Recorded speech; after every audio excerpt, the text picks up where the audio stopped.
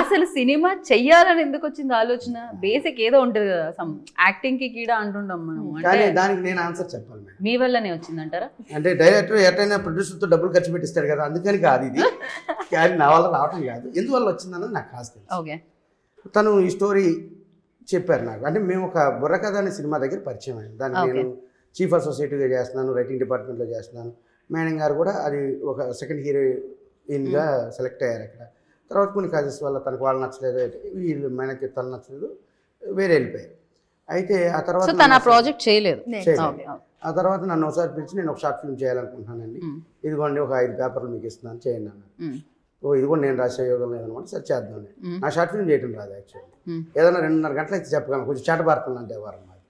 అయితే సరే చూద్దాం చేద్దాం. చేశాక మేము 2-3 గంటలు ఒక 4 అవర్స్ చేసేసామండి. 1 డే పట్టుద్ది అనుకున్నాము. దానికి అవార్డు వచ్చింది, రివార్డు కూడా వచ్చింది. ఇంటర్నేషనల్‌లో కూడా తనకు ఫారెన్లో ఉంటారు. ఏంటది short film name? Soulmates. Okay. తన సోల్మేట్ అనేటువంటి వాళ్ళ ఇంట్లో ఉన్న కిల్లర్ అనే డాగ్కి జరిగే చిన్న 3 minutes కంటెంట్, అది మంచి అవార్డు వచ్చింది. మన పత్రిజీ గురు గారి ద్వారా అవార్డు తీసుకున్నాం. అలా మా మీద ఈ కాంబినేషన్లో ఏదైనా చేస్తే అంటే ఒక సెంటిమెంట్ ఉంటుంది కదా సార్, అట్లా చేద్దామని ఈ స్క్రిప్ట్ అప్పుడు యాక్చువల్లీ అనుకోలేదు. ఎందుకంటే ఒకసారి నన్ను రాజేష్ గారు పిలిచారు, ఒక ప్రొడ్యూసర్ ఉన్నారు అండ్ నాకు ఒక స్క్రిప్ట్ కన్ఫర్మ్ అయింది, మీరు రావాలి అన్నారు. సో ఆఫ్టర్ లాంగ్ గ్యాప్ నేను అలా కలిసాను మళ్ళీ.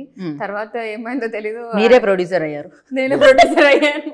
అప్పుడు అన్నారు, మేడం నేను ఫారెన్ వెళ్తున్నానండి, అలా ఇది ఓకే అయితే అయింది, నేను చిన్న వర్క్ మీద వెళ్తాను, వచ్చాక మనమే ప్రొడ్యూస్ చేస్తాము. అంటే నేను డైరెక్టర్ చేస్తాను లేదా చెప్పలేదు, సస్పెన్స్.